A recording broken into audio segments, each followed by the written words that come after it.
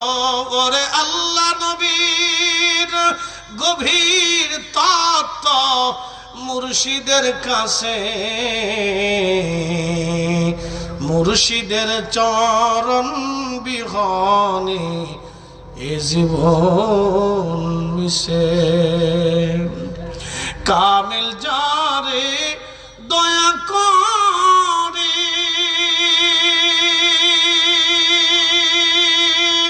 আউলিয়া বানাইতে পারে,